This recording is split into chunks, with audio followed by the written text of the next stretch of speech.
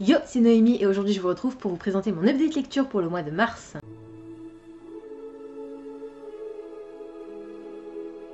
On va commencer par les stats pour le mois de mars. Alors, en mars, j'ai lu 16 livres, mais je vais vous en présenter 17 et je reviendrai sur cette petite différence de nombre à la fin de la vidéo.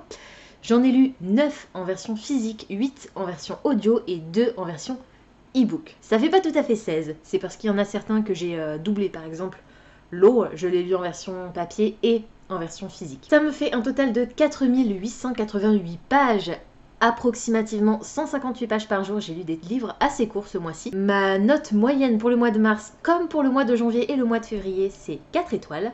Et j'ai intégré 18 nouveaux livres à ma pile à lire et j'en ai supprimé 3 de ma pile à lire. Vous savez que j'ai fait mon unhaul et que dans ce unhaul il y avait des suites de séries que je n'ai pas l'intention de continuer. Du coup il y en a 3 qui ont quitté ma pile à lire et je pense que je vais refaire un petit tri dans ma pile à lire physique prochainement pour voir s'il n'y en a pas certains que je pourrais éliminer de ma pile à lire, que j'ai plus envie de lire tout simplement. Comme d'habitude, vous retrouverez toutes les références des ouvrages dont je vais vous parler aujourd'hui dans la barre d'infos et on est parti dans l'ordre chronologique de mes lectures avec Monsieur Blaireau et Madame Renard, le tome 3, Quelle équipe de Brigitte Luciani et Eve Tarlet. C'était l'une de mes lectures de la Palle des cartes avec le 9 de pique. Je devais sélectionner un titre dont le titre, justement, commençait par la même lettre que le mois pour lequel je le choisissais. Donc j'ai choisi ce livre pour le mois de mars, il fallait qu'il commence par la lettre M. Je lui ai mis 18 sur 20 sur Livre Addict, 5 étoiles sur Goodreads et dans Copile il a une moyenne de 9,29.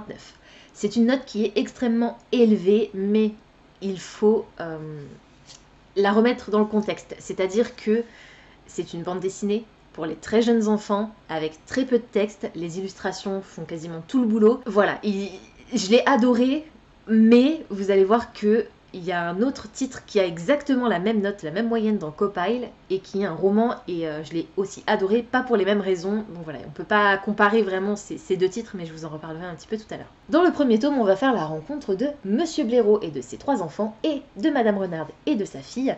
Madame Renard et sa fille sont obligées de quitter leur terrier parce qu'elles sont chassées, tout simplement, par des chasseurs humains.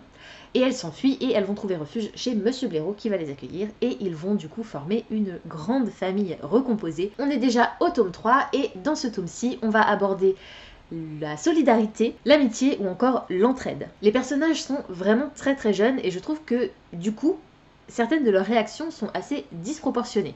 Cependant, on a une belle morale au niveau de l'histoire. Comme je vous l'ai dit, les illustrations sont magnifiques, la forêt est sublime, c'est calme, doux, tendre et nostalgique. J'ai relevé une ou deux petites fautes de frappe, mais bon, rien de vraiment pénalisant, on va dire, pour l'histoire. Le fait qu'on aborde cette thématique du couple mixte et de la famille recomposée, je trouve ça vraiment très très intéressant. Maintenant, comme c'est adressé à un public très jeune, je trouve que les difficultés que peuvent rencontrer les membres de ce type de famille, l'intolérance, le rejet, les moqueries, ce genre de choses, on n'aborde pas tellement ces sujets, en tout cas pas pour l'instant. Et du coup, je sais pas, j'ai l'impression que pour l'instant c'est un petit manque dans la série. Peut-être que dans les tomes à venir, on abordera un petit peu plus ces difficultés. Qui, on est d'accord, ne devraient pas avoir lieu, mais qui malheureusement existent. C'était une lecture rapide et facile, et comme je l'ai déjà dit, c'est vraiment très très très mignon.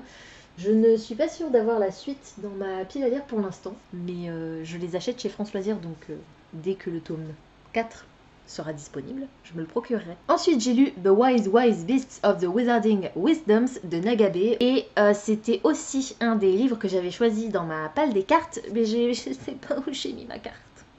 C'était le set de carreaux pour lequel je devais choisir une lecture graphique. Je lui ai mis 17 sur 20 sur Livre Addict, 4 étoiles sur Goodreads, et dans Copile il atteint la moyenne de 8,57. Tout ce dont je me souvenais en entrant dans cette histoire, c'est qu'on était sur un recueil de différentes histoires avec des personnages anthropomorphes, comme vous pouvez le constater. Ce à quoi je ne m'attendais pas, c'est que l'intégralité de ces 8 histoires sont en réalité des romances MM et je trouve ça trop cool et c'était une très très belle surprise. Alors j'ai eu un petit problème avec certains personnages, on a le personnage du pan par exemple qui est insupportable, le comportement du lièvre est limite niveau moral et les deux chauves-souris sont très très bizarre. Malgré tout, on est sur un univers avec une école de magie, on a cet anthropomorphisme qui est vraiment très très bien fait. Le côté étrange m'a quand même plu et puis les dessins sont sublimes. C'est vraiment très très original et comme je vous l'ai dit, le pitch de base me plaisait, cette école de magie avec des animaux anthropomorphes et la surprise de découvrir de la romance là-dedans, c'était vraiment très très chouette. Sur les 8 histoires, il y en a certaines qui m'ont moins plu que les autres, notamment à cause de petits problèmes de logique au niveau de l'histoire avec les chauves-souris, justement,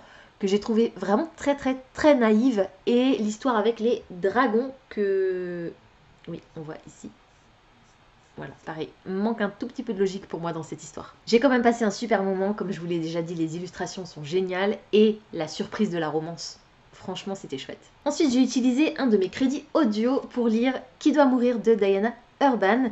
C'est un thriller pour ados dans lequel on va faire la connaissance d'une jeune fille dont j'ai oublié le nom, et de ses camarades d'école qui vont se retrouver enfermés dans une pièce avec une bombe, une seringue de poison mortel et 1 heure pour décider lequel d'entre eux doit mourir, sinon ils mourront tous. Alors nos 6 personnages sont des lycéens assez insupportables pour différentes raisons. Leur méchanceté, le harcèlement, le fait qu'ils prennent de la drogue, leur égoïsme. L'atmosphère du lycée m'a vraiment déplu parce que on alterne en fait entre les moments où on est dans cette fameuse pièce où ils sont tous enfermés et où on a le temps qui défile en fait. Donc là il leur reste 48 minutes pour sortir, pour sauver leur vie. Et les flashbacks qui se situent, on commence je crois approximativement 1 an avant ce qui se déroule maintenant, et on se rapproche de plus en plus pour essayer de comprendre pourquoi on en est arrivé là en fait. Qu'est-ce qu'ils ont fait ces 6 jeunes pour arriver à cette situation? Et surtout, qui peut bien les avoir entraînés là-dedans? Je dis pas non, c'était sympa l'alternance des temporalités et le fait de retourner dans le passé pour découvrir ce qui s'était passé justement, mais j'ai trouvé que c'était très déséquilibré et je sais pas, j'ai pas réussi à m'attacher au personnage en fait, mais genre pas du tout, parce que c'est des lycéens et que je pense que j'ai simplement passé l'âge en fait. Alors on a une certaine tension à cause du fameux minuteur de la bombe qui menace d'exploser, pas à tout moment, mais une fois que le timer sera fini. Et puis ce suspense parce que est-ce qu'ils vont réussir à s'en sortir? Est-ce que finalement ils vont se décider à tuer l'un d'entre eux pour sauver la peau des autres? Le concept en soi est pas forcément hyper original, mais c'était sympa et j'ai trouvé qu'il y avait certaines thématiques qui étaient très intéressantes qui sont abordées dans ces histoires. Avant même de commencer cette histoire, j'avais une théorie. Et pourtant, j'avais 0 info à part ce que je vous ai dit au début. Le résumé est très court, voilà. Mais j'avais déjà une théorie avant même de commencer cette histoire et j'avais raison. En fait, la fin est hyper prévisible. En tout cas, moi, j'avais déjà deviné quasiment toute la fin. Tout ce qui est déroulé de l'intrigue. Bon, j'ai été surprise quand même à certains moments, mais au niveau des révélations qui sont faites, pour moi c'était évident en fait. Donc bon, pour un thriller qui est censé surprendre, c'est dommage. J'ai trouvé qu'il y avait un manque de logique au niveau du comportement et de la naïveté de certains personnages, et petit détail par rapport à la façon dont la bombe est déclenchée. À la fin on nous explique forcément, puisqu'on découvre qui est responsable et comment ça a été mis en scène, mis en place. La façon dont la bombe est déclenchée, pour moi c'était pas possible en fait. J'ai passé un moment sympa parce que malgré tout c'est quand même divertissant, mais je vous dis, l'âge des personnages, le fait que ça se déroule au moins pour moitié au lycée, et puis la prévisibilité malheureusement ont un petit peu gâché mon expérience de lecture. Je lui ai mis 13 sur 20 sur Livre Addict, 3 étoiles sur Goodreads et 6,86 dans Copile. Ensuite j'ai lu le premier tome de la série Les Sœurs Charbret de Cassandra O'Donnell, Sans orgueil ni préjugés. C'était aussi un livre de ma palle des cartes, donc avec le valet de pique, je devais sortir le plus vieux livre de ma pile à lire, et c'était celui-ci, et ça tombe bien puisque ça me permet de compléter mon challenge des plus vieux livres de ma pile à lire. Donc c'est vraiment cool. On est sur une romance historique, ça se déroule à Londres à l'époque victorienne. Vous savez que j'adore cette période. Et on va faire la connaissance de Morgana Charbret qui va accompagner sa sœur à Londres. Morgana est une jeune fille de très bonne famille qui a perdu ses parents, qui est élevée par son oncle, mais qui en gros gère le domaine. C'est elle qui gère tout, elle s'occupe de ses petites sœurs.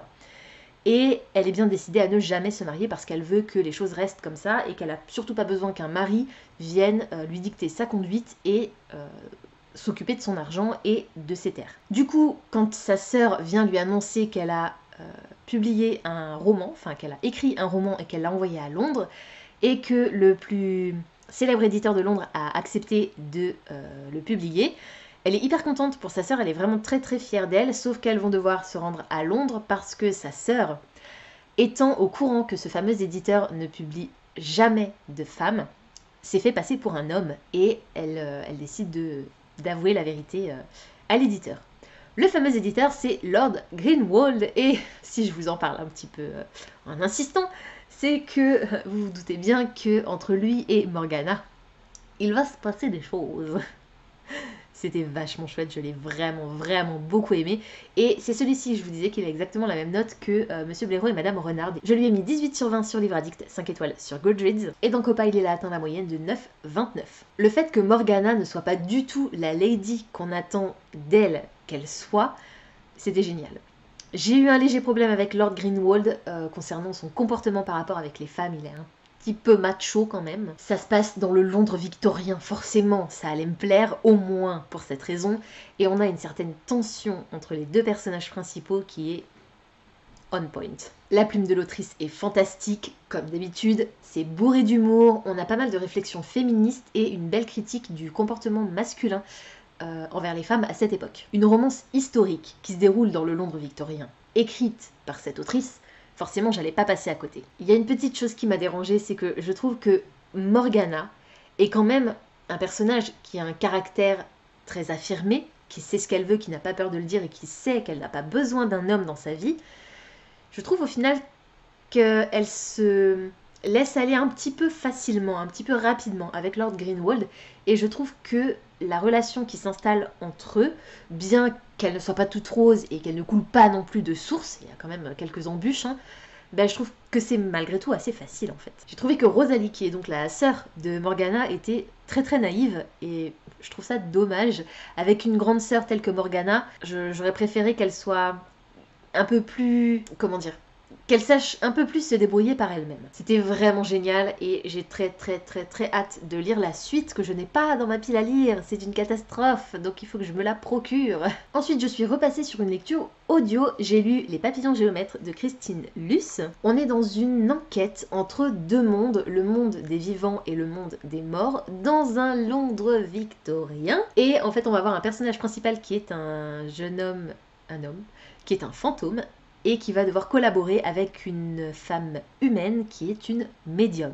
Je lui ai mis 17 sur 20 sur Livre Addict, 4 étoiles sur Goodreads, et dans Copile il a atteint la moyenne de 8,86. J'ai trouvé que les personnages étaient bien décrits et facilement identifiables, mais il m'a manqué un petit peu de leur passé en fait. J'aurais bien aimé découvrir un petit peu leur backstory. Et j'ai trouvé malheureusement que leurs interactions étaient assez floues en fait. On a du mal à comprendre vraiment pourquoi ils se retrouvent à collaborer tous les deux. Bon, au niveau de l'atmosphère, je pense que vous avez compris, on est sur un Londres victorien, et en plus, on a un petit mélange de paranormal et d'occulte qui ne m'a pas déplu. Le style de l'autrice est extrêmement poétique. Ça faisait longtemps que j'avais pas lu un texte aussi complexe dans la formulation. Au niveau de l'intrigue, par contre, du déroulé de l'histoire, j'ai trouvé qu'il y avait certains chapitres qui étaient assez inutiles et que malheureusement la fin était assez bâclée. J'ai trouvé que ça allait beaucoup trop vite. J'aurais préféré qu'on s'attarde un peu plus sur le dénouement de cette histoire. Il y a pas mal d'éléments qui sont assez intéressants et qui sont abordés par l'autrice, mais qui sont pas suffisamment approfondis. Si on considère le peu d'infos concrètes qui nous est donnée, je pense qu'il n'y a pas vraiment de problème au niveau de la logique. C'était une lecture vraiment chouette, je l'ai vraiment beaucoup aimée. Par contre, attention, ça demande une attention vraiment pointue parce que le style de l'autrice est très très très fleuri et si vous voulez comprendre ce qui se passe, il faut un petit peu s'accrocher, mais je l'ai adoré. Encore une lecture audio, j'ai lu Monsieur de E.L. James. C'est l'autrice de 50 Shades of Grey, c'est son dernier roman qui est paru en 2019 je pense. C'est un thriller érotique dans lequel on va faire la connaissance d'un jeune homme qui s'appelle Maxime Trevelyan, qui vit à Londres et qui vient de perdre son frère il y a quelques semaines, quelques jours.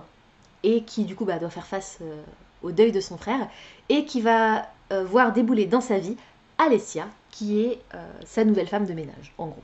Il vient d'une famille très huppée, mais je ne veux pas trop vous en dire, pour ne pas vous spoiler exactement ce qui se déroule dans l'histoire.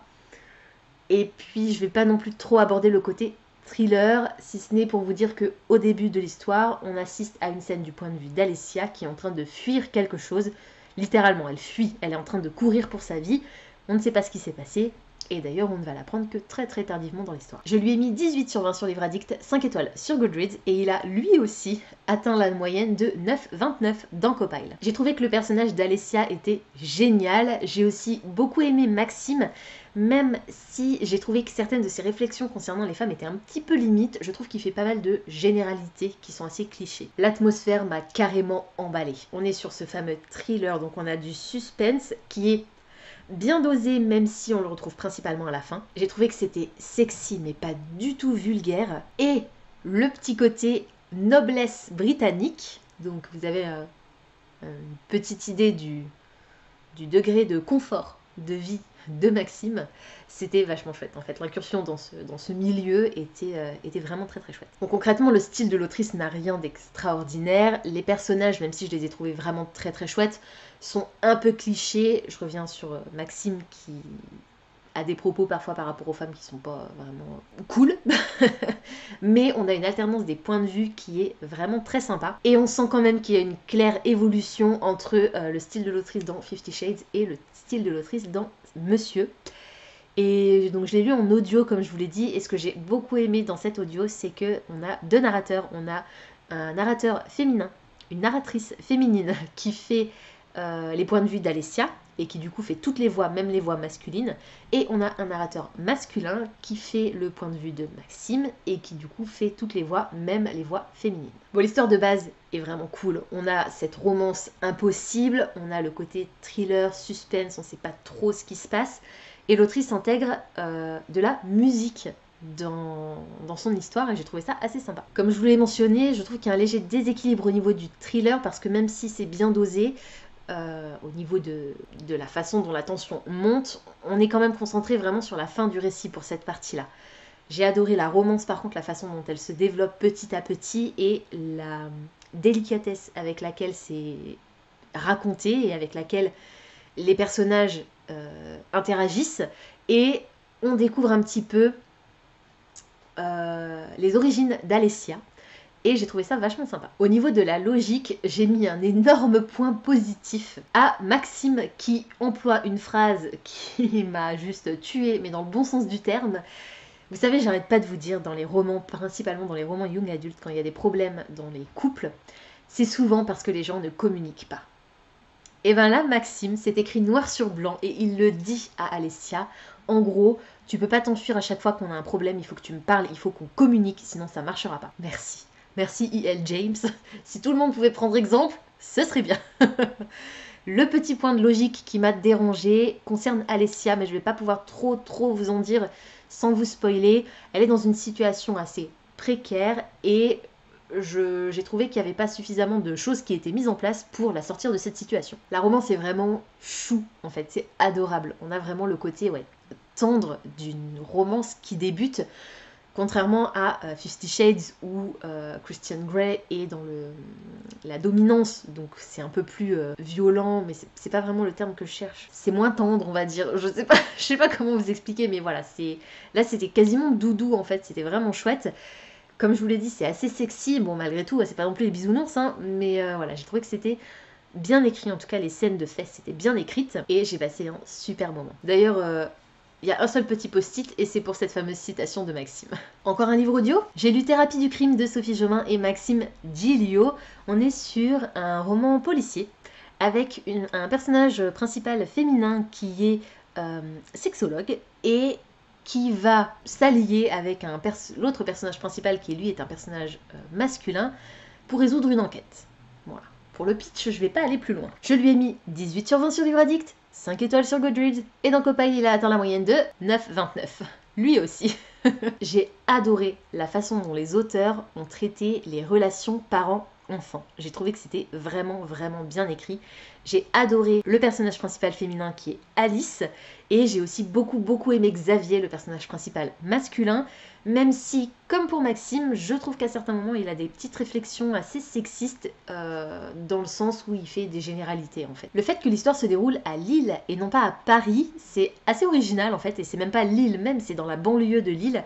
J'ai trouvé ça original, voilà, ça change. L'ambiance polar est assez sympa, même si c'est assez facile, et alors c'est bourré d'humour. On sent que Sophie et Maxime sont hyper complémentaires, ils ont une très belle complicité. On a une pointe de romance, mais c'est vraiment pas ce qui prend le plus de place en fait dans cette histoire. J'ai adoré l'alternance des points de vue, notamment grâce à la version audio, puisque là encore, on a deux narrateurs différents. On a une narratrice qui s'exprime du point de vue d'Alice, mais qui fait les voix féminines également du point de vue de Xavier. Et on a un narrateur masculin qui s'occupe du point de vue de Xavier, mais qui fait aussi les voix masculines du côté du point de vue de Alice. Et voilà, du coup c'était vachement chouette et ça paraissait plus réaliste encore que dans Monsieur, où on avait déjà cette double voix, mais où l'homme faisait toutes les voix, y compris les voix féminines, et vice-versa. Là, c'est vraiment très réaliste. J'ai trouvé que l'enquête était un tout petit peu trop simple. J'aurais adoré qu'on ait un énorme twist à la fin et être surprise en fait par les révélations. Ça n'a pas été le cas, mais franchement, c'était pas le plus important. J'ai passé un super moment, je me suis bidonnée. C'était fantastique. Et je peux déjà vous dire que le jour où Sophie et Maxime retravaillent ensemble, je fonce. Mais alors, direct. Ensuite, j'ai lu Law d'Alexandra Bracken, et c'était également un titre de ma palle des cartes, le 6 de cœur, pour lequel je devais lire une VO, en fait, tout simplement, un roman en VO. Et ça tombait bien, puisque vous savez que tous les mois, j'essaye de lire un roman en VO, et notamment le roman qui sera le read-along du mois pour la Fairy Loot. Dans cette histoire, on va faire la rencontre de Law, qui vit dans un univers qui est le nôtre, en fait, elle vit à New York, à notre époque. Seulement dans son monde, on a quelque chose qui s'appelle l'Aegon, qui est en fait une compétition qui a lieu tous les 7 ans, et pendant laquelle, pendant 7 jours, les dieux redeviennent des mortels, et les descendants d'anciennes lignées de héros, du type Achille, Hercule, Persée, Thésée, etc., peuvent tenter de les assassiner pour devenir eux-mêmes les nouveaux dieux. Notre personnage principal ne veut absolument plus rien avoir à faire avec l'Aegon et tente tant bien que mal de se cacher, survivre, faire profil bas le temps que l'Aegon qui va commencer là tout juste se passe. Je viens de voir que mon set de carreaux était là. Donc c'est bon, je t'ai retrouvé, ouf. Seulement elle va pas avoir de bol.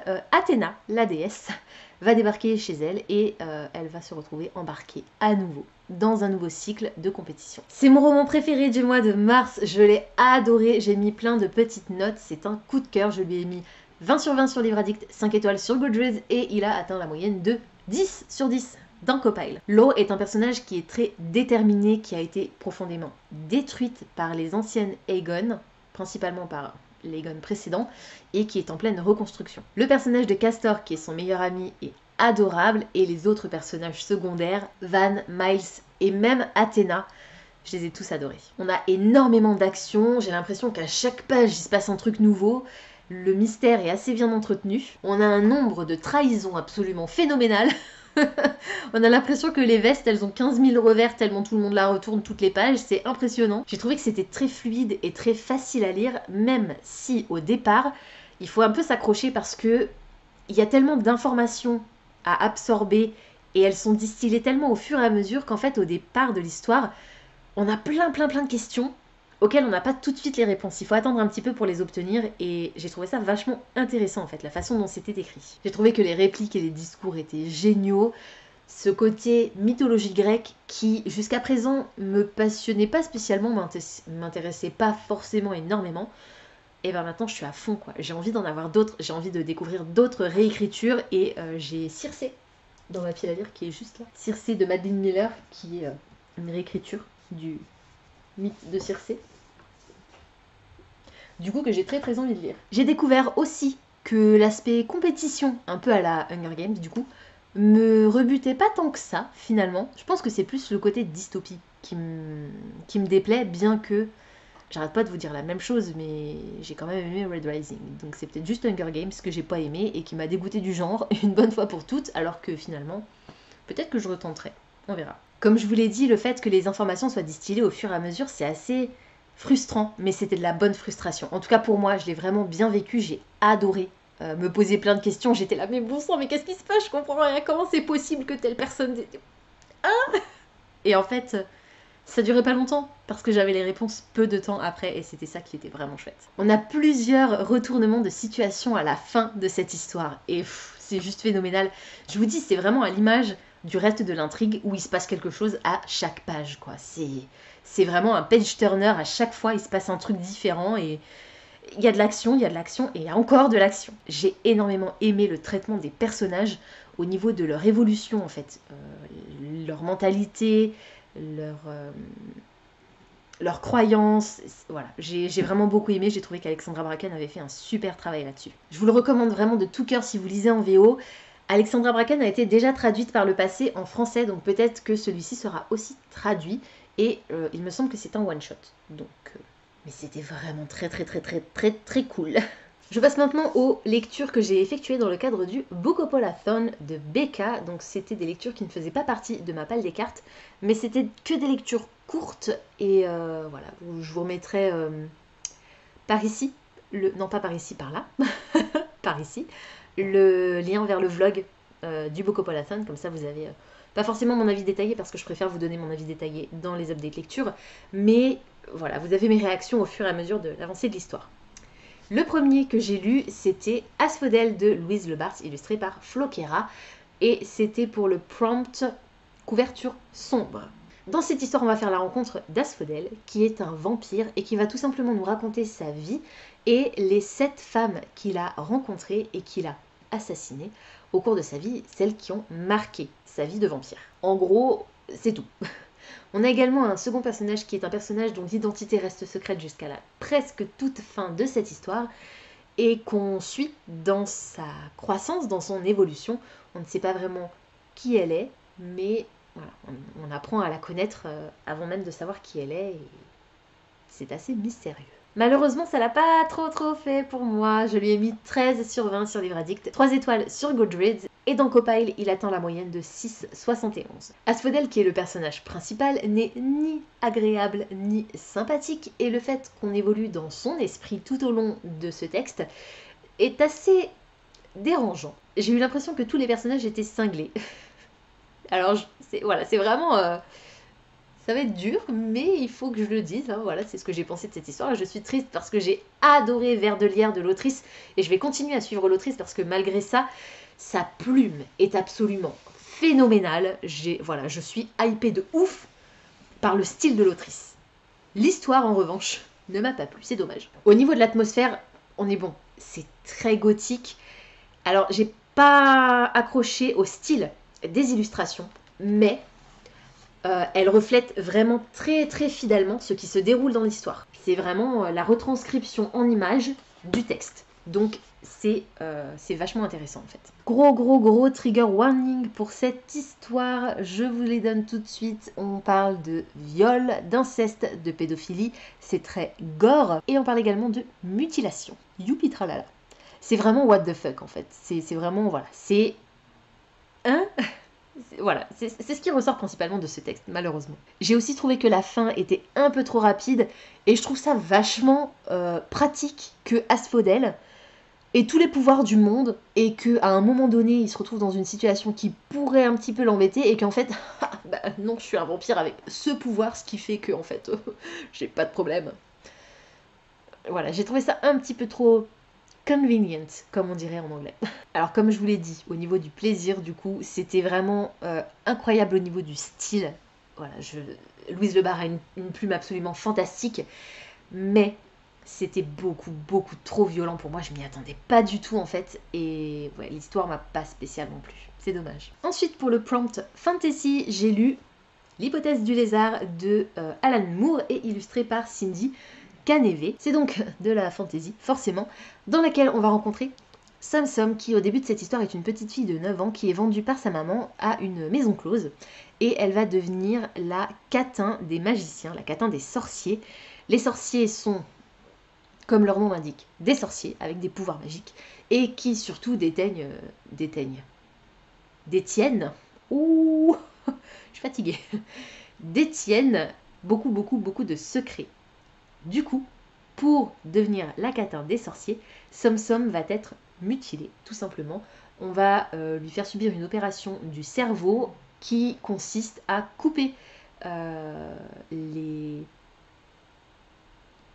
ligaments, je suis désolée, je m'y connais pas du tout en neurologie, qui permettent de relier les deux hémisphères du cerveau, donc celui de la parole et celui de la mémoire ou quelque chose comme ça, ce qui fait que elle peut continuer à parler, mais en fait, sa langue et sa mémoire ne sont plus liées. C'est-à-dire que tout ce qui s'est déroulé avant son opération, elle s'en souvient et elle peut en parler, mais tout le reste, elle ne peut pas en parler. Mais ça, c'est le tout début de l'histoire, parce qu'en fait, Som Som va ne finalement être qu'une figurante dans cette histoire. Elle va être spectatrice de l'histoire d'amour entre deux personnages qui sont eux aussi des membres de cette maison close. On va avoir un homme qui s'appelle Foral et un autre homme qui s'appelle Rora, mais qui utilise le pronom elle. Et en gros, la relation entre ces deux personnages est ponctuée de tendresse et de haine, d'amour et de violence. C'est un roman dans la collection graphique chez ActuSF, ce qui veut dire qu'il est illustré. Et parfois, il est même illustré en couleur. Il est juste magnifique. Je lui ai mis 17 sur 20 sur Livre Addict, 4 étoiles sur Goodreads, et dans Copile, il a atteint la moyenne de 8,86. J'ai trouvé que la psychologie des personnages était hyper approfondie, et qu'on a 3 personnages principaux, même si Som Som n'est que spectatrice, qui sont vraiment très différents. Au niveau de l'atmosphère, c'est hyper sombre, et vraiment, comme je vous l'ai dit, très psychologique. Attention au trigger warning, viol et violence conjugale, physique et psychologique. Le texte est sublime, c'est vraiment très poétique, les illustrations sont somptueuses. L'histoire est très nébuleuse, c'est vraiment assez mystérieux, surtout au début. Et quand on comprend en fait qu'on va simplement assister à la relation entre ces deux personnages, on se dit que ça a l'air finalement assez simple et c'est tellement complexe en fait. On a une évolution des personnages qui est assez incroyable et une montée en puissance de l'horreur phénoménale. J'ai trouvé que le fait que ce soit le témoignage de Som Som, ça paraît cohérent, mais du coup sa backstory est un peu inutile. Oui et non, parce qu'en fin de compte, ça permet de comprendre pourquoi elle se comporte de la façon dont elle se comporte, et surtout, ça donne un côté aussi un petit peu creepy à l'histoire. Encore plus qu'elle ne l'est déjà. Au niveau de la logique, j'ai trouvé que tout était hyper clair malgré le côté nébuleux. Bien entendu, on voit venir la catastrophe, et je trouve que le côté relations toxiques et emprise mentale sont vraiment très bien amenés. C'est une histoire qui est vraiment très courte, mais tellement intense, et comme je vous l'ai déjà dit, les illustrations sont somptueuses. Pour le prompt suivant qui était POC Rep, j'ai lu Desperate Measures, le premier tome de la série Wicked Villains de Katie Robert. POC Rep, ça veut dire Person of Color Representation, donc une histoire dans laquelle le personnage principal, ou au moins un personnage, est une personne de couleur. Et Wicked Villains, c'est une série de romances érotiques qui se déroule dans un univers moderne, mais c'est des réécritures des Disney avec l'héroïne qui tombe amoureuse du méchant. Et dans Desperate Measures, on va voir Jasmine qui va tomber amoureuse de Jafar. Pas tout de suite, hein, c'est un peu plus compliqué que ça. Mais en gros, pour le POC Rep, ça fonctionne. Jasmine et Jafar étant tous les deux des personnages de couleur. Alors, je vous le mets la couverture ici parce que je l'ai lu en e-book, tout simplement. En gros, après avoir renversé et tué son père, Jafar va enlever Jasmine comme trophée de guerre, dans un premier temps, et aussi, dans un second temps, pour la sauver d'un mariage arrangé avec Ali, qui est un personnage très cruel.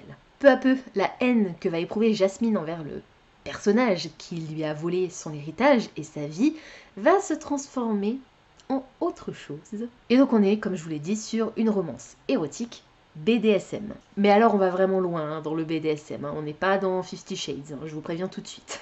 Je préfère vous le dire. Alors j'ai beaucoup aimé le personnage de Jasmine, je trouve qu'il est très fidèle au personnage de Disney, mais il est plus fidèle au personnage du live action de Disney que du dessin animé de Disney. Il est un peu plus badass en fait, et j'ai beaucoup aimé ça. Jafar est macho, c'est un gros macho, mais en même temps il est censé être le méchant de l'histoire, donc c'est cohérent.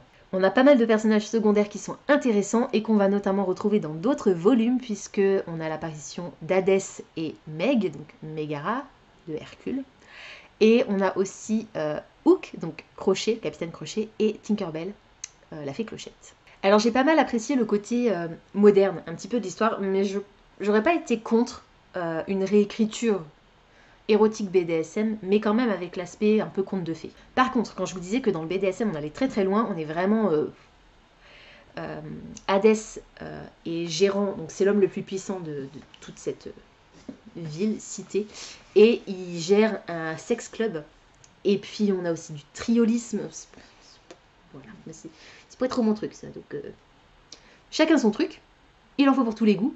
Mais voilà, ça c'est pas les scènes qui m'ont le plus plu. Et autre chose qui m'a un peu fait bizarre, c'est que Jasmine commence à appeler Jafar Daddy. Donc bon, pourquoi pas. Bof. J'ai trouvé que les scènes de sexe étaient hyper bien écrites. C'est un poil vulgaire par contre. Voilà, c'est pas beau et poétique et magique. Non, c'est quand même un peu hard, mais j'ai trouvé que c'était vraiment très très bien écrit. Et il y a quand même pas mal de violence dans l'histoire, mais juste la bonne dose en fait. Il faudrait pas qu'il y en ait plus. S'il y en avait un peu moins, ce serait peut-être un peu trop light, mais là on est vraiment, je pense, sur le bon dosage. Au niveau du pitch de base, c'est une réécriture de Disney érotique avec le méchant en personnage principal. Comment voulez-vous que je passe à côté? C'était pas possible. J'ai beaucoup aimé le fait qu'on introduise déjà les personnages des tomes suivants, puisque on va avoir affaire à une série de tomes compagnons en fait. Ça c'était vachement intéressant, et j'ai aussi adoré la fin. Au niveau de la logique, il y a deux éléments qui m'ont un petit peu gênée. Je trouve que Jasmine à un certain moment manque de discernement, et j'ai trouvé aussi que Jafar n'était pas très très logique dans la façon dont il se comportait, c'est-à-dire qu'au tout début de l'histoire, quand il emporte Jasmine, il refuse catégoriquement de partager son trophée de guerre avec les hommes qui l'ont aidé à prendre le pouvoir sur le père de Jasmine. Mais je vous ai parlé déjà de triolisme. Voilà, donc je vous laisse faire l'addition vous-même pour savoir ce qui n'est pas logique dans cette histoire. Le principe de base était génial, ça s'est lu très très très vite malgré la version originale, parce que c'est de la VO, ça n'a pas encore été traduit en français, et il me faut la suite. Je veux la suite, tout de suite. Je me souviens pas si je vous ai donné la note, donc je vous la redonne au cas où.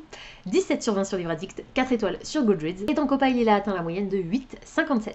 Ensuite, pour le prompt contemporain, j'ai lu, enfin, écouté plutôt, Mémé dans les orties d'Aurélie Vallogne. C'était mon premier roman d'Aurélie Vallogne, et c'est aussi son premier roman, c'est d'ailleurs pour ça que j'ai choisi celui-ci. Ma maman les a tous lus, à part le tout dernier, je sais même pas s'il est encore sorti le tout dernier, je me demande si c'est pas bientôt prévu, je ne sais plus. En tout cas voilà, elle les a tous lus, elle les a tous énormément aimés, et moi Aurélie Vallogne me faisait l'impression d'être une autrice dans la veine de Marie Vareille, de Virginie Grimaldi, plus Virginie Grimaldi que Marie Vareille d'ailleurs.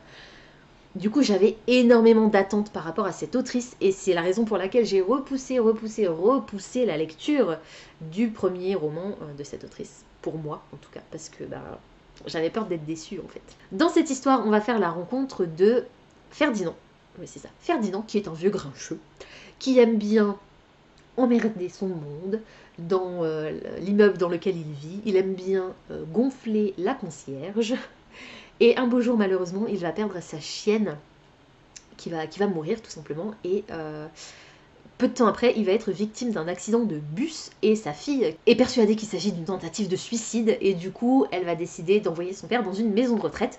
Ferdinand est farouchement opposé à cette idée, et il est bien décidé à montrer à sa fille qu'il est quand même capable de s'occuper de lui. Sauf que sa fille va lui mettre un petit peu des bâtons dans les roues, parce que la fameuse concierge que Ferdinand titille un petit peu gentiment Et ben sa fille va lui demander de mener l'enquête et va lui donner le droit de venir fouiner dans les affaires de son père. Donc ça lui plaît pas trop. Là-dessus, on a un papa qui va emménager juste au-dessus de l'appartement de Ferdinand avec un bébé et une petite fille de 10 ans qui s'appelle Juliette. La maman est décédée et Juliette déboule comme un boulet de canon dans la vie de Ferdinand. Alors vous savez que j'aime énormément dans les histoires de Virginie Grimaldi dans lesquelles, c'est souvent le cas, il est question de personnes âgées et d'intergénérationnalité. J'ai mis 19 sur 20 sur Livre Addict, 5 étoiles sur Goodreads et dans Copile, il a atteint la note de 9,86. C'est un presque coup de cœur, j'ai adoré. J'ai adoré cette histoire et j'ai tellement hâte de découvrir les autres livres de l'autrice. Les personnages sont phénoménaux. J'ai trouvé que Juliette, donc la petite fille de 10 ans là, était très très éveillée pour son âge, peut-être un peu trop. Et que la concierge est infernale, mais bon, c'est le personnage un peu chiant qui est comme ça. On est sur un contemporain feel good avec énormément d'humour. Le livre s'appelle Mémé dans les orties. Et tous les chapitres sont des citations typiques des expressions françaises en fait. Branle-bas de combat, en voir des vertes et des pas mûres, couper les cheveux en 4, pousser mémé dans les orties justement. Voilà. Donc, rien que le titre des chapitres à chaque fois m'a fait mourir de rire. Même si je savais pas encore ce qui allait se passer après. Et on aborde malgré tout des sujets un peu plus graves. On parle de deuil, de vieillesse et d'isolement. Voilà, c'est assez fort. Il y a de magnifiques citations dans cet ouvrage. Le style de l'autrice est hyper fluide, frais. Ça m'a énormément fait penser à Virginie Grimaldi en fait. Vraiment, je pense que ces deux autrices... Alors après, j'ai lu qu'un seul titre d'Aurélie Valognes, donc je peux pas trop me permettre de comparer les deux autrices, mais en tout cas, pour ce titre-là, au niveau du plaisir que j'ai pris et du style de l'autrice, c'est vraiment comparable. On a une histoire de relation intergénérationnelle, on oscille entre les émotions et l'humour, on a une très chouette galerie de personnages, l'histoire se déroule d'une jolie façon j'ai trouvé, et la fin est géniale, nostalgique, joyeuse, c'était vraiment presque parfait. Ensuite pour le prompt First in a Series, j'ai lu Malenfer, le tome 1, La forêt des ténèbres de Cassandra O'Donnell, encore. Donc le prompt First in a Series, ça veut dire le premier d'une série, en fait. Donc le premier tome d'une série, Malenfer est le premier tome d'une série. On est sur du middle grade, donc de la jeunesse. Dans cette histoire, on va faire la rencontre de Gabriel qui a 12 ans et de sa petite sœur Zoé qui en a 10. Ils habitent à la lisière de la forêt Malenfer, qui est une forêt vraisemblablement maudite qui avance en dévorant tout sur son passage. Leurs parents sont donc partis en quête d'aide il y a 2 mois, donc ça fait déjà un bon moment qu'ils auraient dû rentrer. Seulement, ils sont partis en quête de l'aide d'un sorcier que tout le monde craint encore plus que la forêt. Du coup, les enfants ne peuvent pas vraiment dire où sont passés leurs parents. Cependant, ils commencent à s'inquiéter, d'autant plus que, dans leur école, commencent à se passer aussi des événements assez étranges. Je lui ai mis 15 sur 20 sur Livre Addict, 4 étoiles sur Goodreads, et dans Copile, il atteint la moyenne de 7,71. Alors j'ai trouvé que les personnages étaient un peu trop jeunes pour moi, en même temps je suis pas forcément le public cible pour cette série, donc ça n'a pas forcément énormément impacté sur ma note. Par contre, je trouve qu'on n'a pas beaucoup d'informations sur le don de Zoé. Je vous en ai pas parlé, mais Zoé a un don, et je ne vais pas vous en parler plus, vous allez le découvrir par vous-même. Mais voilà, je trouve qu'on n'a pas tellement d'infos sur pourquoi, comment elle a ce don. Encore une fois, ça se passe à l'école et le fait que les personnages soient très jeunes, c'était moyen pour moi en tout cas. Mais on a de la magie, on a des dragons et on a un certain mystère et ça c'était vraiment fun. C'est facile, c'est hyper drôle et très très intelligemment écrit. On a cette menace de la forêt, le mystère qui plane à l'école et l'inquiétude des enfants par rapport à la disparition potentielle de leurs parents.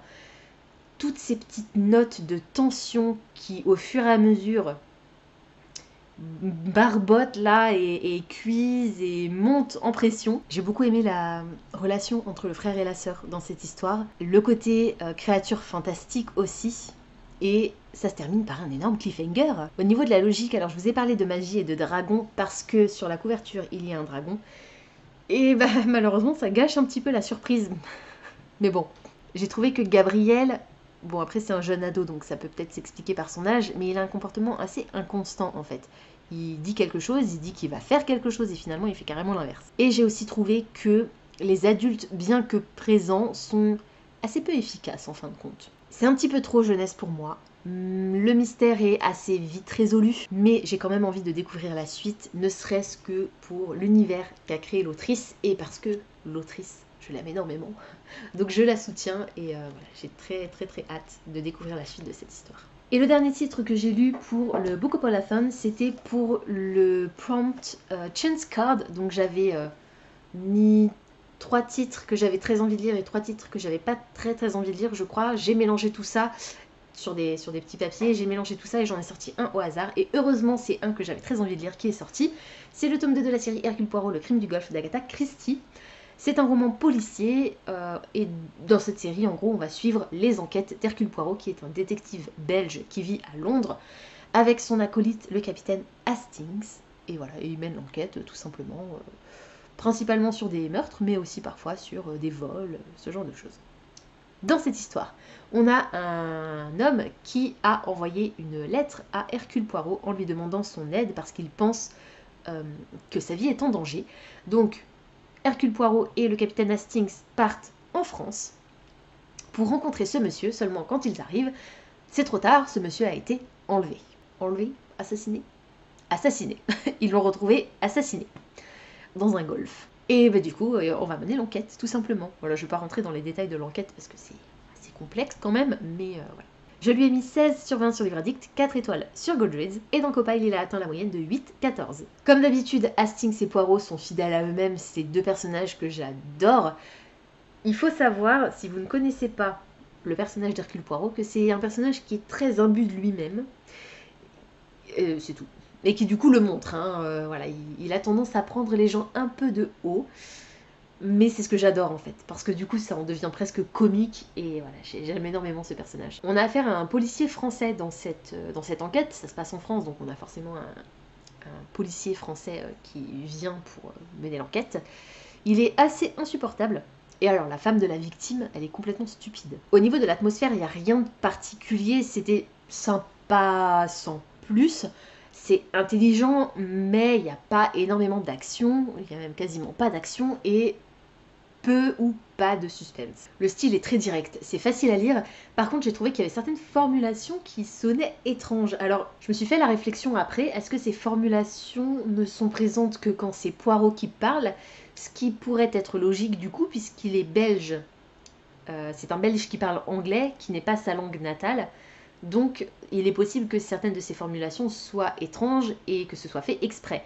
Mais du coup, il faudra que je fasse plus attention pendant ma lecture du tome 3. Parce que sinon, si c'est pas le cas, c'est effectivement l'autrice qui formule certaines phrases d'une façon étrange. J'aime beaucoup cette histoire parce qu'on a ce fameux appel au secours, Poirot qui va arriver trop tard, et la rémanence de souvenirs d'une enquête passée qui semble similaire à ce qui se déroule aujourd'hui, mais on n'arrive pas à mettre le doigt dessus, on ne sait plus ce qui s'est passé exactement, quand, comment, pourquoi, à qui. Et j'ai trouvé ça formidable. Et puis ça se passe en France en plus, donc Hastings enchaîne les boulettes, comme d'habitude, mais ça c'est plutôt cool parce que c'est assez drôle, c'est assez comique. Et le coupable est identique à l'épisode de la série télé, parce que j'ai vu tous les épisodes. Je les ai pas encore lus, j'ai lu que le 1 et le 2 du coup maintenant, mais j'ai vu tous les épisodes, qui n'ont pas été tournés dans le même ordre que les romans ont été publiés. Donc le coupable est le même que celui de l'épisode, donc ça ne m'a pas surprise. Par contre, on a une intrigue supplémentaire, et là j'ai été agréablement surprise. Au niveau de la logique, il n'y a rien à redire. Tous les indices nous sont donnés, et le détective a une déduction logique absolument incroyable en fait.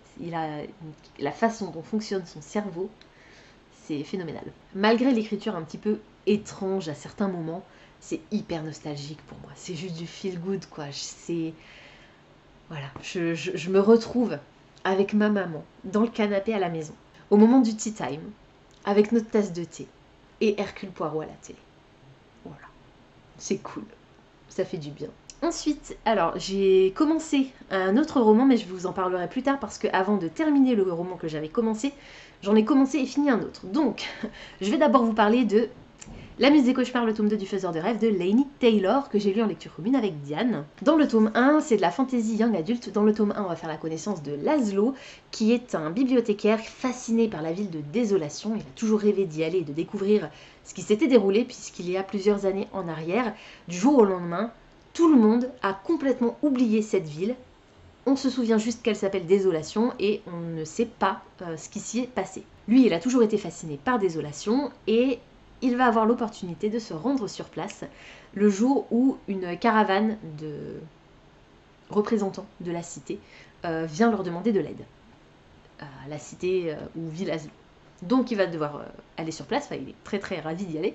Il se retrouve sur place et il va faire la rencontre dans ses rêves de Sarai, qui est une jeune fille d'approximativement son âge, mais qui a la peau bleue, et qui est un des rejetons des dieux, qui sont en fait les Mésartim, qui il y a plusieurs années ont envahi la cité dans un espèce de grand séraphin en métal bleuté argenté, et qui sont descendus sur Terre afin de récupérer, d'enlever des femmes et des hommes aussi d'ailleurs, parce qu'il y avait des hommes et des femmes parmi les Mésartim, pour procréer et engendrer des enfants avec des pouvoirs. Sarai est l'un de ces enfants, et il y a longtemps, une vingtaine d'années, moins que ça, moins d'une vingtaine d'années, 8 ans, je sais plus, peu importe, le chef de la caravane qui vient chercher Laszlo, qui est un grand guerrier, a massacré tous les dieux et tous les enfants qui étaient sur place. Et en gros, dans le tome 1, on va apprendre un petit peu la mythologie de cette ville, en fait. Qu'est-ce qui s'est passé, qu'est-ce qui se passe aujourd'hui, quel est ce lien qui unit Laszlo et Sarai dans les rêves de Laszlo. Et voilà, on va surtout mettre en place un petit peu l'atmosphère et l'ambiance et l'histoire. Bon, il va quand même se passer pas mal de choses. Hein. Et là, dans ce tome 2, on a la suite directe, mais genre direct, de ce qui s'est déroulé dans le tome 1. Je lui ai mis 19 sur 20 sur Livre Addict, 5 étoiles sur Goodreads, et dans Copile, il atteint la moyenne de 9,71. J'ai adoré les personnages. Tous les personnages. Les personnages principaux sont fantastiques. Les personnages secondaires sont hyper variés, même si certains sont bien entendu plus attachants que d'autres. Et on a des nouveaux personnages qui sont intéressants et qui sont surtout peu nombreux, ce qui est génial parce qu'on a déjà un bon casting, un bon gros casting de base. Donc si en plus on en rajoutait 15 000 personnages en plus, c'était un peu compliqué. Au niveau de l'atmosphère, on est sur un univers qui est vraiment très très onirique. Je vous ai parlé des rêves de Laszlo. La série s'appelle Le Faiseur de Rêves, le tome 2 c'est La Muse des Cauchemars, donc forcément on a le côté onirique qui revient. On a pas mal de tensions, on sent qu'il y a une menace qui plane, même si on a un petit peu du mal à l'identifier réellement. Il y a énormément de préjugés entre les enfants des Mésartim et les humains qui vivent à Désolation, et une bonne dose de haine aussi qui va probablement être balayée par les événements qui vont se dérouler dans ce tome. Le style de l'autrice est absolument sublime. On a des scènes d'une sensualité incroyable, c'est hyper poétique. Il y a même une pointe d'humour, j'ai adoré. L'autrice a une imagination incroyable, on est sur un univers vraiment merveilleux. Alors j'ai beaucoup aimé les arcs rédempteurs qui sont proposés par l'autrice dans ce tome 2, dans ce peut-être dernier volume, quoique c'est pas sûr, mais pour l'instant c'est bien le dernier volume. Et le seul petit truc qui m'a dérangé, c'est qu'on a deux personnages qui sont deux personnages vengeurs, mais genre vraiment très très vengeurs, et j'ai trouvé que c'était un petit peu redondant du coup pour un seul tome. Au niveau de la logique, il y a un petit élément qui m'a dérangé. Au niveau, si vous l'avez lu, vous saurez de quoi je parle, sinon vous ne saurez pas. C'est un point de détail, hein. C'est au niveau du collier que porte Cora, qui vraisemblablement est encore présent à son cou à un certain moment de l'histoire, alors qu'à un moment avant, il a été détruit. Est-ce que c'est moi qui ai mal lu ou est-ce que c'est juste une faute d'inattention de l'autrice? Je ne sais pas. Par contre, on a effectivement toutes les réponses aux questions qu'on se posait depuis le tome 1, excepté une qui me laisse un petit peu sur les dents, mais bon, c'est pas une question hyper importante. C'était franchement presque parfait, quoi. Il y a vraiment ce petit point de l'intrigue de ces deux personnages qui sont vengeurs et du coup de cette redondance de thématiques qui sont abordées qui m'a un poil dérangé, mais sinon c'était franchement fantastique. C'est hyper fluide, le bouquin il fait 630 pages et ça se lit à une vitesse phénoménale et on a du mal à le lâcher tout simplement. Et quand je vois que à la fin c'est fini,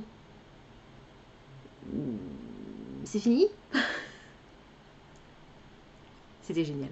Je vais terminer cette update lecture avec mes deux pires lectures du mois de mars. Youpi tralala. C'est pas fait exprès, hein, c'est juste les 2 derniers titres que j'ai lus en mars-avril du coup, qui sont les pires. Ça avait bien commencé, mais ça s'est mal terminé. J'ai lu Le Royaume assassiné d'Alexandra Christo en lecture commune avec Sandra. Enfin, en lecture commune avec Sandra, au départ, oui. Et puis après, j'ai un peu lâché l'affaire. J'ai eu une panne, en fait, j'ai eu une panne, tout simplement. Alors, dans cette histoire, je vais commencer par vous raconter de quoi ça parle. C'est une réécriture sombre de La Petite Sirène. On va faire la rencontre de Lyra, qui est une sirène cruelle. Sa mère est la reine des mers, la reine des océans, et elle a instauré la tradition qui veut que, à chacun de leurs anniversaires, les sirènes doivent aller voler le cœur d'un humain, littéralement arracher le cœur d'un humain. Lyra, depuis qu'elle est toute petite, donc jusqu'à ce qu'elle soit en âge de chasser par elle-même, les sirènes, c'est leur mère qui vont chasser pour elle. Et depuis toujours, la mère de Lyra a volé les cœurs de princes pour sa fille. Et du coup, quand Lyra a eu l'âge de le faire, elle a continué la tradition et a volé les cœurs des princes. Sauf que là, elle va accompagner sa cousine pour voler le cœur auquel sa cousine a droit pour son anniversaire, mais elle ne va pas pouvoir s'empêcher de voler elle aussi un cœur, alors que son anniversaire ne tombe que 2 semaines plus tard, et du coup c'est interdit. Elle doit voler un cœur uniquement pour son anniversaire. Sa mère va la punir. Je vous laisse découvrir comment. Je pense que vous avez une petite idée. Et à côté de ça, on a un prince qui s'appelle Elian. Elian, c'est ça, j'ai noté Eilan dans mon carnet, mais c'est Elian, qui est un prince peu orthodoxe, puisqu'il est moins passionné par les intrigues politiques et la monarchie que par la piraterie, et il est chasseur de sirènes. Voilà, en gros, le pitch de base. Je lui ai mis 10/20 sur Livre Addict, 3 étoiles sur Goodreads, et il a atteint la note de 5 dans Copile. Lyra est une sirène cruelle, mais elle tombe amoureuse au premier regard. Eliane est très inconstante dans son comportement. On n'a pas d'évolution phénoménale des personnages, et surtout très peu d'approfondissement en fait, que ce soit pour les personnages principaux ou les personnages secondaires. L'atmosphère est sympa, ça se passe sur la mer, sur un bateau pirate, la plupart du temps. On a cette histoire de haine, de cruauté qui va se transformer en amour. Alors au niveau du style, malheureusement, je vais pas pouvoir vous dire quoi que ce soit sur le style d'Alexandra Christo, parce que la traduction est abominable. Oh mon dieu, la catastrophe. Et c'est ça qui m'a pourri toute ma lecture. Je vous assure que c'est ça qui m'a pourri toute ma lecture, parce que du coup j'ai été intransigeante sur le reste, hein, tellement c'était insupportable à lire. On est sur une réécriture de La Petite Sirène, donc évidemment l'histoire aurait pu me plaire, j'ai été vachement hypée par le pitch de base, cette histoire de haine à l'amour, mais voilà quoi, tout à fait ce que j'aime. Par contre, au niveau de l'intrigue, comme je l'ai dit, hein, la romance, ça va trop vite, la fin est elle aussi beaucoup trop rapide. Au niveau de la logique, j'en reviens toujours au même, l'évolution des personnages et de leur comportement n'est pas logique pour moi. Ils sont ennemis naturels, je trouve que la façon dont évolue leur relation n'est pas normale, ou en tout cas pas à cette vitesse. J'ai pris absolument aucun plaisir à cette lecture. C'était une vraie galère, mais cette traduction, oh mon dieu, c'était l'enfer. C'était l'enfer. Et je suis tellement déçue parce que de Saxus, les gars. De Saxus. J'ai envie d'adorer tous leurs bouquins. J'ai adoré Le Prieuré de l'Oranger. J'ai adoré La 9e Maison. J'en ai d'autres dans ma pile à lire que j'ai très envie de lire. Malheureusement, l'objet livre ne fait pas tout. Les histoires sont peut-être bonnes. Pour moi, je vous l'ai dit, le pitch de base était vraiment fantastique. Si je l'avais lu en VO, peut-être que je l'aurais adoré. Peut-être que ça aurait été un coup de cœur. Bon, peut-être pas, parce qu'il y avait quand même quelques défauts que je pense j'aurais remarqué aussi à la VO. Mais c'est pas possible, en fait. Vous pouvez pas économiser sur la traduction, quoi. Donnez leur chance à des tout jeunes traducteurs qui débutent dans le métier. C'est bien, il faut le faire.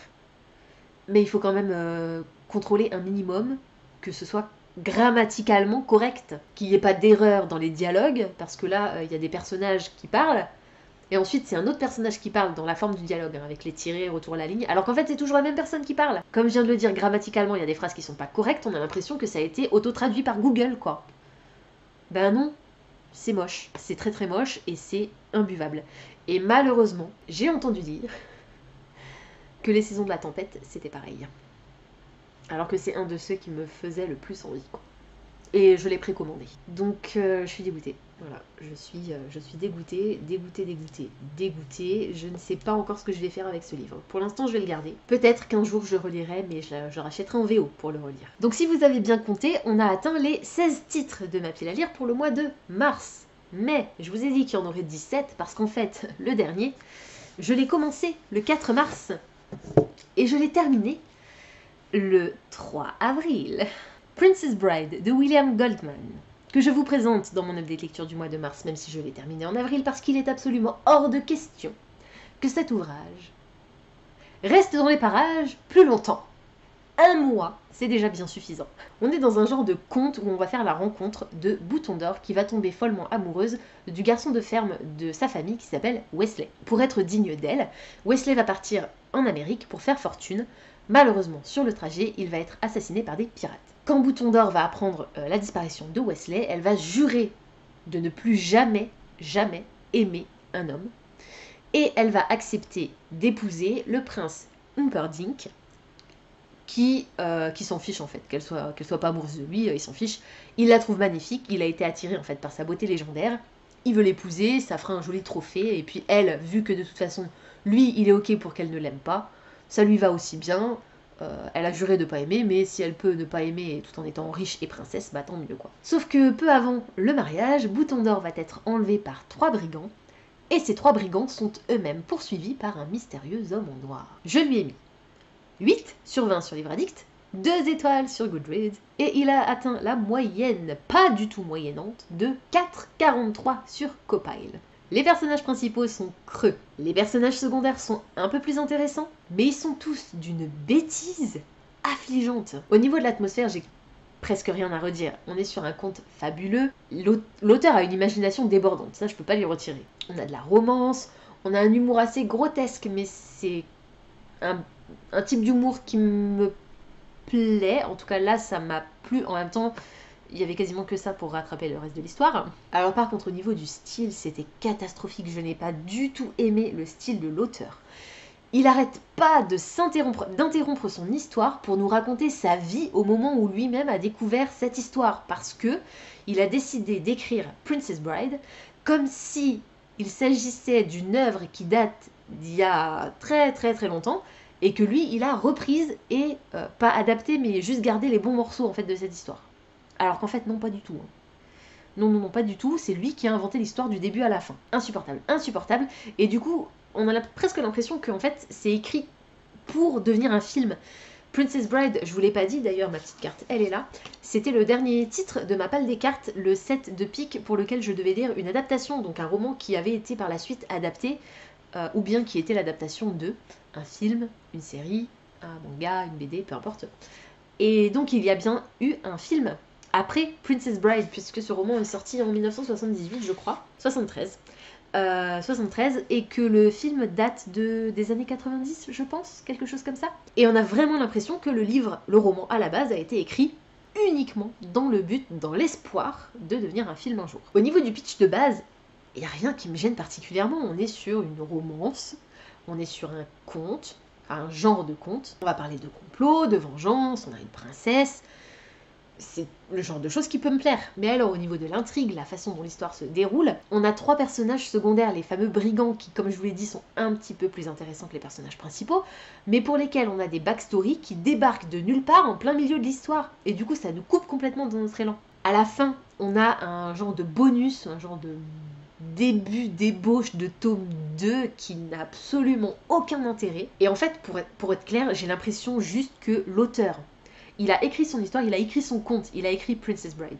Et il s'est rendu compte qu'il en avait que 200 pages, et encore, peut-être que 150 pages, et que ça faisait un peu court, et que du coup, il avait décidé de couper son récit par des morceaux d'autres trucs qu'il avait imaginés. De sa vie, ah mais alors peut-être que là, je peux interrompre l'histoire pour expliquer pourquoi je dis ça dans l'histoire. Mais non, en fait, c'est juste insupportable. Au niveau de la logique, il n'y en a pas vraiment, c'est un conte fabuleux, donc un peu comme Alice au Pays des Merveilles, il n'y a pas besoin que ce soit logique, quoi. Et malheureusement, l'identité du mystérieux homme en noir n'est pas restée mystérieuse très longtemps selon moi. C'était une vraie corvée. J'ai passé un mois de mars avec ce bouquin absolument infernale. Ma lecture était hachée à cause de ces interruptions de l'auteur, et comme je viens de vous le dire, ça m'a pris 1 mois pour le lire. Mais dans quel monde je lis un livre sur 1 mois? Même Le Prieuré de l'Oranger, ça m'a pris moins longtemps pour le lire. C'était très très laborieux. Plus jamais, plus jamais. Et là vous allez me dire, mais pourquoi tu l'as pas abandonné?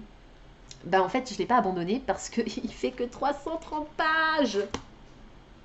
Il fait que 330 pages et j'avais réussi à atteindre quasiment la moitié. Et vu qu'il me restait que 150 pages, un peu plus, je me suis dit bon.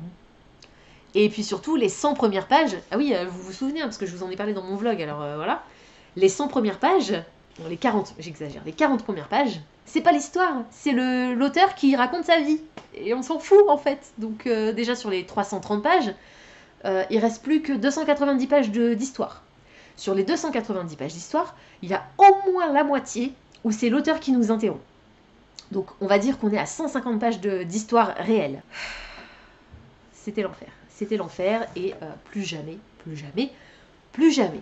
Mais si jamais le concept vous intéresse et que justement le fait que j'ai un avis extrêmement négatif sur cette lecture vous rend curieux, sachez que Brajlon va le rééditer au mois de mars. Là je crois, il va ressortir bientôt, peut-être en version poche, une édition de Princess Bride, parce que sinon vous le trouvez plus nulle part, hein. Ce roman il n'existe plus. Voilà, c'est tout pour aujourd'hui, j'espère que cette vidéo vous aura plu. Comme d'habitude, n'hésitez pas à me dire dans les commentaires si certains des titres que je vous ai présentés aujourd'hui vous intéressent, si vous les avez déjà lus et surtout ce que vous en avez pensé. Surtout, ne vous sentez pas offensés si certains des titres que je n'ai pas aimés sont des titres que vous avez adorés. Je n'ai absolument rien contre vous ni contre vos goûts de lecture, c'est juste que ces lectures n'étaient pas faites pour moi, tout simplement. Et voilà, j'ai normalement pas à me justifier plus sur mon ressenti, mais je veux pas que vous vous sentiez offensés, je n'ai rien contre vous, au contraire. Mais du coup, n'hésitez pas à me dire, par exemple pour Le Royaume Assassiné, j'ai vu quasiment aucune critique qui parlait de cet aspect du titre, quoi, en français en tout cas, que la traduction était tellement mauvaise. Sandra était d'accord avec moi, comme on l'a lu en lecture commune, hein, on a beaucoup échangé à ce sujet, mais c'est vrai que c'est un sujet qui est pas revenu, qui revient pas dans les critiques en fait que j'ai pu lire sur ce titre. Donc voilà. Et puis pour Princess Bride, Sian, dans les commentaires de ma vidéo où j'en avais parlé pour la première fois dans mon vlog, m'avait expliqué qu'en fait c'était la volonté de l'auteur et que cette fameuse histoire qui avait été coupée pour garder que les bons morceaux, en fait c'était que des conneries, c'est juste l'auteur qui a créé son histoire comme ça, c'est pas vraiment ce qui s'est déroulé, et qu'en fait on le ressent bien dans le film. Du coup j'avais très envie de voir l'adaptation et je vous avoue que pour l'instant ça m'a un petit peu dégoûtée, j'ai plus trop envie de la voir. Je pense que à l'occasion, si je tombe dessus par hasard, par exemple si elle est dispo sur Disney+ ou Canal+, peut-être que je tenterai le coup de l'adaptation cinématographique, mais à part ça, voilà. Mais n'hésitez pas, hein, comme dit dans les commentaires, à me donner vos avis sur les lectures que j'ai faites ce mois-ci. Pensez à vous abonner à la chaîne, à liker et à partager cette vidéo, ça me fera toujours plaisir. Pensez également à activer la petite cloche des notifications qui vous permettra de savoir quand je poste du nouveau contenu. En attendant de vous retrouver, je vous souhaite d'excellentes lectures et je vous dis à très bientôt dans une prochaine vidéo. Ciao!